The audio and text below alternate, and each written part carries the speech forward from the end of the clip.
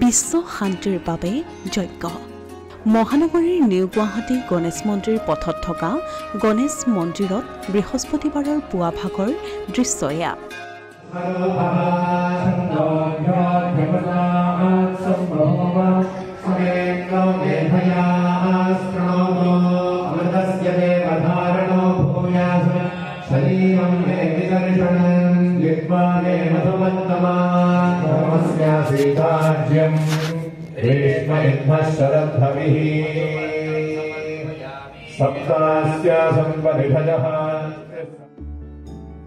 বিশ্ব শান্তিৰ বাবে কৰা হয় এই যজ্ঞ নিৰ্দিষ্ট তিথিত আয়োজন কৰা হয় এই অৱন্তিকা যজ্ঞ বিষ্ণুকে প্ৰমুখ্য কৰি গণেশ সূৰ্য কামাখ্যা শিৱ কাৰ্তিক বজৰংবলী আদিক আৰাধনা কৰা হয় এই যজ্ঞত এই সকল দেৱ-দেৱী সকলোবোৰৰ নাম উচ্চাৰিত কৰি দিয়া হয় আহুতি পুৱা ভাগত এই যজ্ঞত বিষ্ণুকে প্ৰমুখ্য কৰি দেৱ-দেৱীক আবাহন কৰা হয় তাৰ পূৰ্বে প্ৰথম পূজ্যদেৱ গণেশৰ অভিষেক কৰি তেওঁৰ বন্দনাৰে ঘট স্থাপন কৰি যজ্ঞকুণ্ডত আৰম্ভ কৰে যজ্ঞৰ কাৰ্যসূচী পূৰ্বৰ দৰে এইবাৰো দুবছৰৰ মূৰত আয়োজন কৰা অৱন্তিকা যজ্ঞ পৰিচালনা কৰে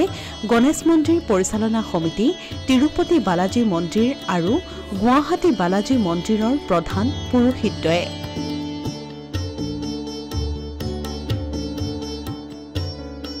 তেওঁলোকক সহযোগ কৰে এই দুই পণ্ডিত পুৰোহিতৰ অধীনত ইয়াৰ প্ৰশিক্ষণ লৈ থকা কেইবাজনো প্ৰশিক্ষণৰত পূজাৰীয়ে এই যজ্ঞভাগৰ দৃশ্য এয়া এই যজ্ঞত দেশৰ বিভিন্ন প্ৰান্তৰ পুৰোহিতেও অংশগ্ৰহণ কৰে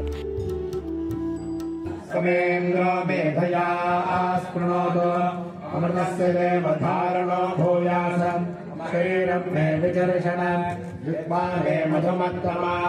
कर्णाभ्यां गौरिविश्रुवं ब्रह्मणः कोशोऽसि मेधया पीतः श्रुतं मे गोपाय ॐ यच्छन्दसामृषभो विश्वरूपः छन्दोभ्यो भ्यमृतात् सम्बभूव समेन्द्रो मेधया स्पृणोतु अमृतस्य देवधारणम् যজ্ঞত স্থানীয় লোকৰ লগতে বহু কেইগৰাকী বিশিষ্ট পণ্ডিত তথা ব্যক্তিয়ে অংশ লয়